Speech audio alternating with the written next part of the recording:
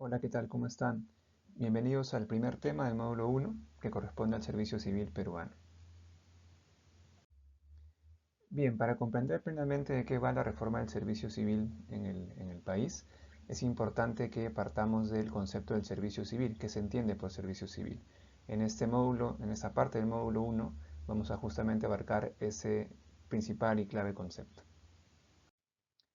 Un primer punto que tenemos que conocer con respecto al servicio civil es el volumen o la dimensión que tiene con respecto al total de trabajadores y costo de planillas en el país.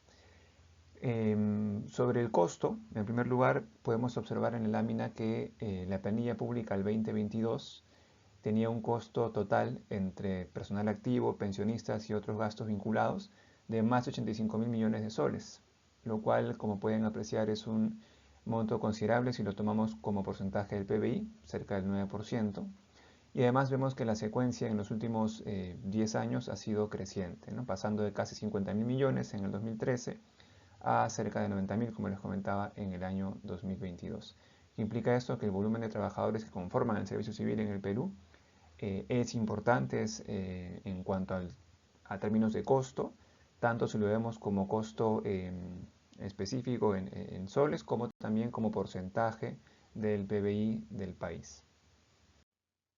Respecto a este punto, una segunda idea importante es que podemos ver que el costo de la planilla pública representa con respecto al global del presupuesto público que tenemos en el país anualmente más o menos un 42% a la fecha. Y ese porcentaje ha sido el mismo o muy cercano durante los últimos 10 años. ¿Qué quiere decir esto? Que el total de fondos que tenemos en el Estado peruano para realizar función pública, ¿no? La mitad aproximadamente, o el 40%, se destina al pago de planillas, ¿no? Por tanto, a nivel de volumen de gasto, no solamente con respecto al PBI, sino también con respecto al presupuesto global que tenemos en el país para la gestión pública, es importante el peso que tiene el gasto en el personal, de ahí que sea clave que este presupuesto sea bien utilizado.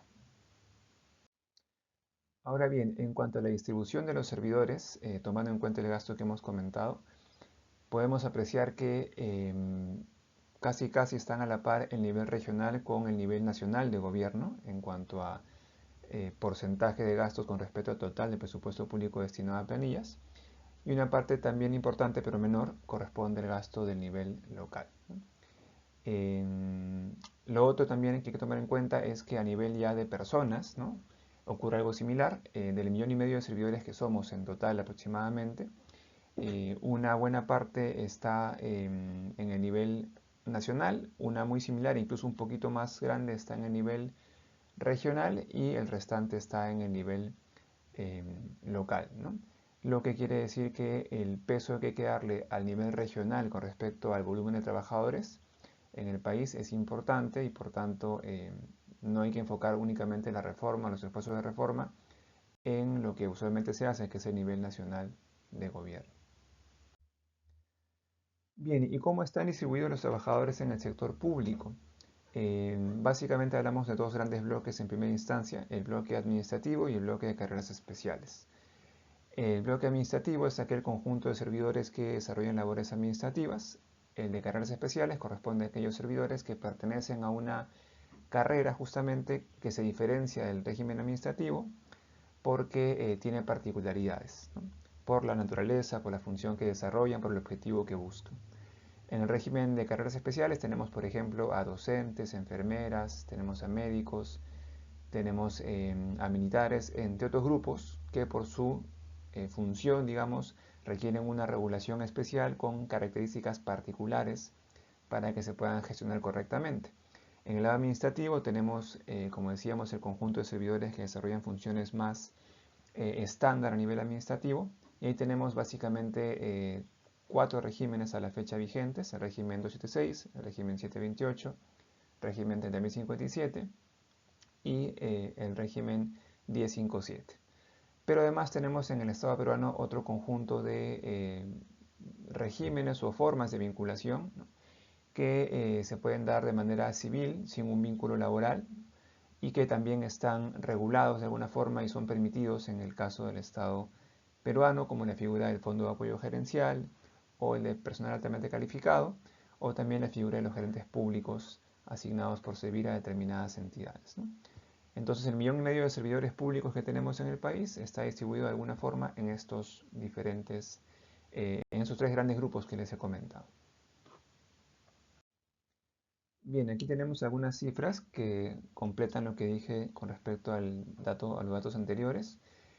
En primera instancia, en cuanto al número de trabajadores, como pueden ver, en carreras especiales tenemos a cerca de 800.000, que en términos porcentuales es 53% del total. El resto corresponde a trabajadores bajo regímenes que llamábamos administrativos, ¿no? 276, 728 y CAS principalmente. Ahora, en cuanto a nivel de gobierno, se distribuyen casi de manera pareja entre nivel regional y nivel nacional, mientras que el 14% corresponde al nivel local de gobierno. Otros datos de interés tienen que ver con, por ejemplo, los rangos de edad y el género de los servidores, del conjunto de servidores civiles. En el nivel nacional tenemos datos de que hay un poco más de servidores de género masculino, 58%, y en el caso del nivel regional tenemos el dato de que hay más servidores, hay más servidoras de género femenino, ¿no? Con el 60%. Ahora, en cuanto a rangos de edad, vemos que en el caso del nivel nacional la prevalencia está en el grupo de 45 a 64 años, aunque muy cercano a lo que pasa con el grupo anterior, de 30 a 44. Y en el caso del nivel regional, ahí sí es más clara la prevalencia del grupo de 45 a 64 años. Con respecto a la edad promedio de los servidores civiles, acá tenemos un dato interesante. En el año 2013, como pueden apreciar, el rango prevalente era el de 30 a 44 años, mientras que en el 2020, según la última data disponible, el rango de edad era el de 45 a 64 años, el prevalente, ¿no? Con el 44.8%, lo cual da evidencia de que ha habido un cierto envejecimiento de la población que conforma el servicio civil en el Perú, lo que puede traer complicaciones a nivel de, digamos, reemplazo de las personas que se van retirando de la función pública y de por sí también la posibilidad de contar con personas jóvenes con ideas, digamos, un poco más frescas e innovadoras con respecto a la reforma. Otro punto importante que debemos conocer con respecto al servicio civil en el Perú es el de la dispersión salarial, uno de los problemas de fondo del servicio civil peruano, ¿no? Como pueden ver en la lámina, ahí tenemos un par de ejemplos de puestos o cargos comunes, estándar en entidades públicas, donde se puede apreciar que el monto percibido es muy distinto en función de la entidad a la cual pertenece o en la cual labora este servidor, pudiendo ser incluso el doble o el triple o hasta más de lo que gana una entidad versus otra, ¿no? Aquí tenemos también otros dos casos de dispersión salarial. En este caso corresponde a puestos de secretaria y procurador. Igualmente se puede apreciar que hay una gran distancia entre el monto más bajo y el monto más alto percibido, sobre todo en el caso del procurador, donde vemos el nivel mínimo en 5.000 y el máximo en cerca de 20.000, ¿no? Casi cuadruplica lo que gana un mismo cargo en una entidad, distinguiendo el tipo de entidad. Entonces, esto da cuenta de que ciertamente el tema de la dispersión salarial en el país es un aspecto clave que complica una gestión óptima de recursos humanos en las entidades públicas.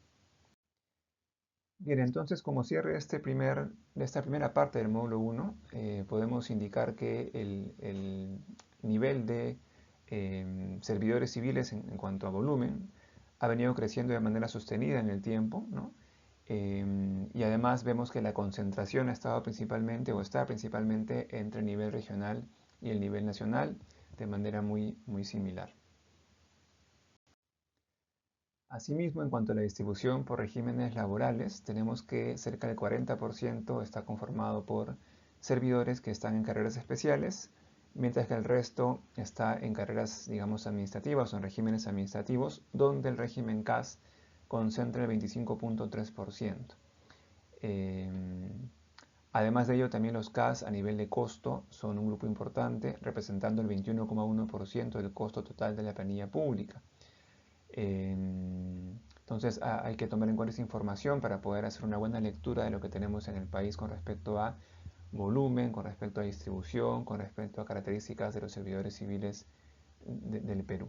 Bien, entonces con eso cerramos esta primera parte de este módulo 1 y los invito a revisar el material que corresponde a esta sesión y a ahondar en los temas que se han podido ver en esta videoclase.